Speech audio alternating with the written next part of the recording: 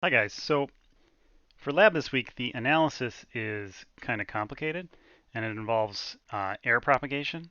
So I want to take some time now to show you working through that, how to work through that procedure for one of the parts of the lab.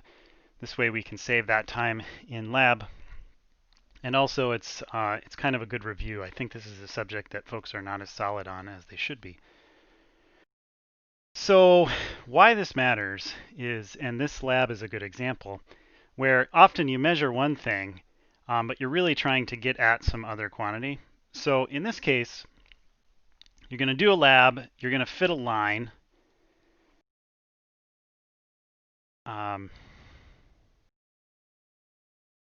And our line is going to be kind of complicated. It's going to have a slope that looks like this in terms of things that we can measure. And it's going to have an intercept that looks like this in terms of things that we can measure. So we can fit the line and we can pull out the slope and we can pull out the intercept. But what we're really interested in are things that are contained in here. So we want to find K, the dielectric constant, and we want to find epsilon naught. So how you would go about this to figure out the error. So basically we want to know how the error in our line fit. Remember when you do the regression analysis in Excel, you'd find that this M has some standard error associated with it, and the intercept would also have some standard error associated with it. We want to know how do those things impact the things that we're after, i.e. epsilon naught and K. So what we can do is we can solve this expression. Let's look at this one first. And we're going to solve it for K minus 1. So K minus 1 here, we can shuffle this stuff around. M over epsilon naught, D over A, area of the washer. Okay, so we have this K minus 1 equals this stuff. Think of this as K minus 1 as a function of M, epsilon naught, D, and A. And basically we want to find the delta, we want to find the uncertainty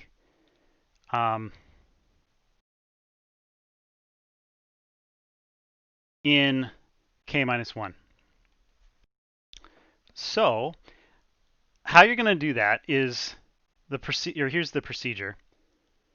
So the first thing that you do is take partial derivatives of this function with respect to each of the variables. So in other words, we want to know what the partial of this with respect to M is. So that would be, actually, sorry here. So this would be the partial of this thing with respect to M. And you can see for this one it'd be simple. We'd just have D epsilon naught A over epsilon naught over A. And we do the same procedure for our other variables.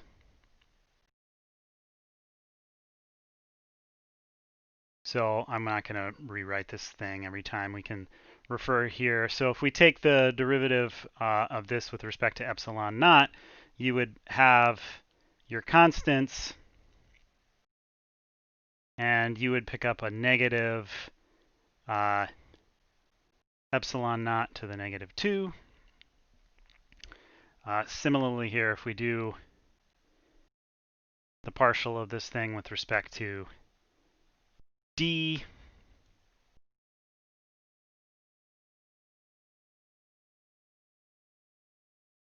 we would find that that would give us just M over epsilon naught A.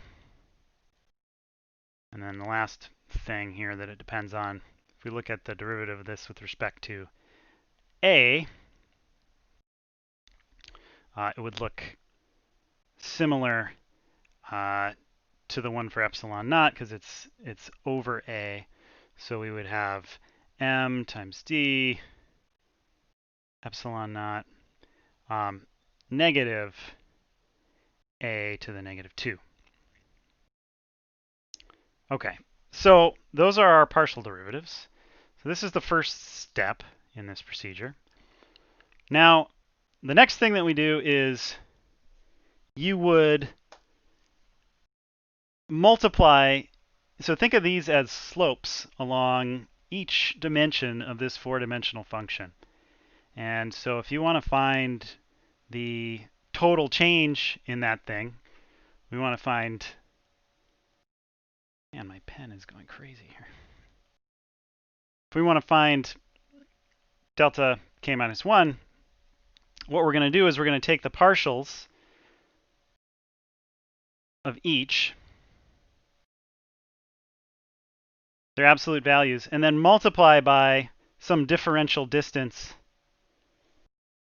some change in that value. So you can think of this as like the slope times the distance will tell you how much it changes along that direction. And what you do is we use the absolute values because you want the worst case scenario.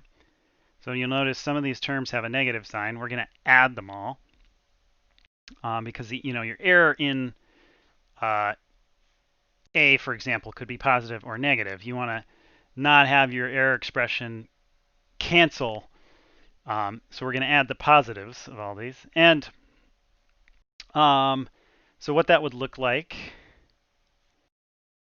oops. Well, you can kind of see where this is going.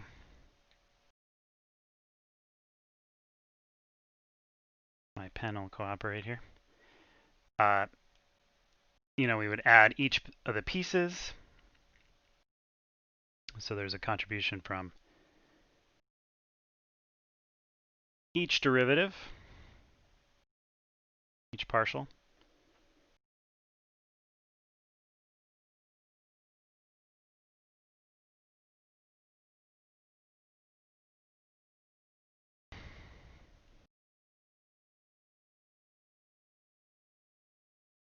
Okay. And then we can put those partial derivatives in and multiply through. So this would be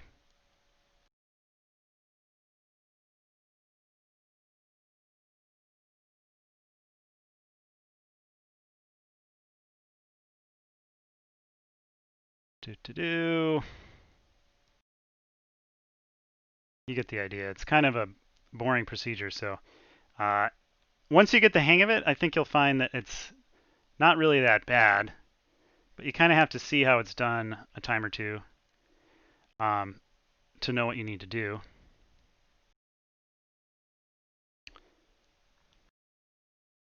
Oh, wait a second. I made a mistake here. Oops.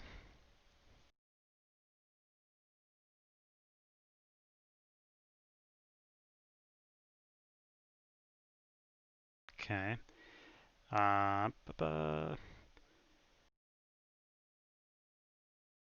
You get the idea. Okay.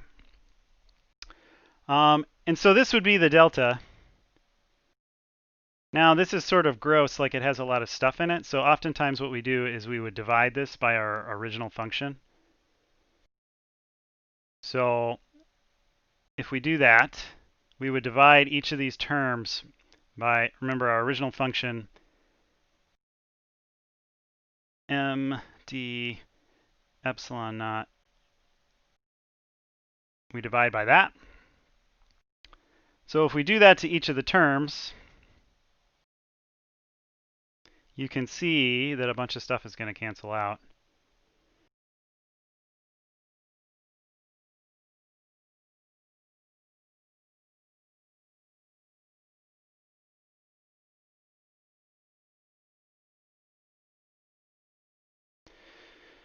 So here, let's do it in a different color. notice like this would cancel, this stuff cancels. Let's see, we would lose one factor of epsilon naught. Lose these, this. We would lose, you see what's going on here.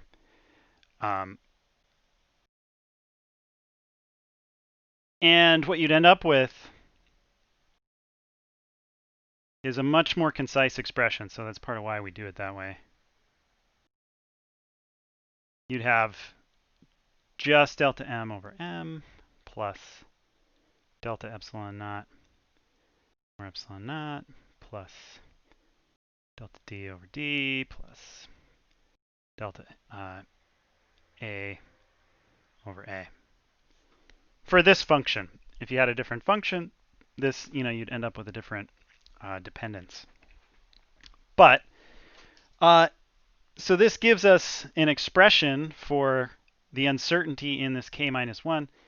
And you could calculate this by multiplying. You could find the uncertainty then by multiplying what you find for k times the sum of these uncertainty terms. So then the question becomes, well, where does this stuff come from? These various deltas. And there are different ways that we can get at this information. So this one, this is the slope, right? So this you could get from your regression analysis.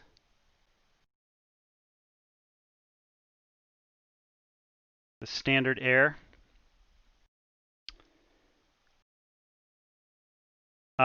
And let me be precise here. This is the, the delta m. And the m would just be the, I guess you get them both from the regression analysis. This would be the slope, and this would be the uncertainty, the standard error, and the slope. So this one would actually be 0 if you use the constant value.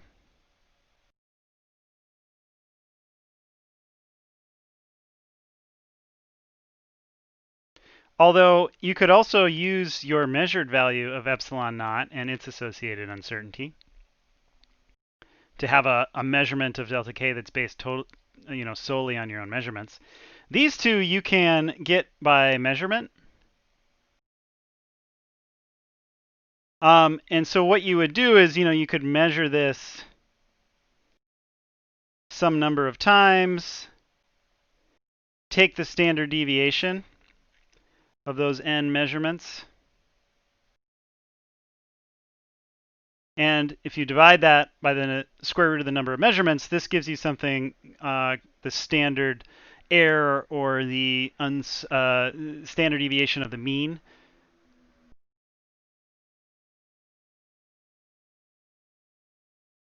Which is sort of our go-to way for specifying the error when it's something that we could measure. This is sort of tedious to do this, to just like measure the thickness of something a bunch of times, so we probably will not do that in the lab just to save time and tedium. But we can estimate it, and then you can see how that factors in. The real main takeaway from this is just that this procedure yielded us this expression that connects k, the uncertainty in k, which is what we're after, to the uncertainties in things that we can measure. So either parameters that go into our slope expression or, parameters that come out of the regression analysis. Hey guys, there was just one other thing I wanted to show you. So with all of this derivation so far, we've been looking at the uncertainty in the quantity k minus 1. But really what we want is the uncertainty in k itself. And there's a really simple relationship between those. So, and this is actually posted, these rules, but if you look at the propagation of uncertainty appendix that's in the lab report guidelines, it's posted on Canvas. If you have an uncertainty in a sum or a difference, what you do is that uncertainty will be equal to the sum of the uncertainties of the individual pieces. In other words, this is equal to the uncertainty in k plus the uncertainty in 1. Now, this 1 is not a measurement, though. It doesn't have an uncertainty associated with it. It can't be, 1.03 or something like that. It was a factor that we got from our derivation where we factored out. It's an exact number, in other words. So this is 0. So what that means is that the uncertainty in k minus 1 is equal to the uncertainty in k. So just a little detail that's kind of unique to this problem in particular in terms of the uncertainty analyses that we've looked at, but hopefully that kind of irons that out for you. So otherwise, this is, it's worked out for k. You can yourself do the uncertainty analysis for epsilon naught based on the intercept. So you have this expression for b, and of course you could solve this for epsilon naught as a function of a and d and b, and then do the uncertainty analysis from there to find the uncertainty in epsilon naught based on those things and on the regression analysis. So this situation is a little bit, or this one is a little bit simpler than the k. So if you've followed along with the k, you shouldn't have any trouble with the epsilon naught part. So anyway, hopefully this helps you as you get better with your uncertainty propagation and helps you with the lab.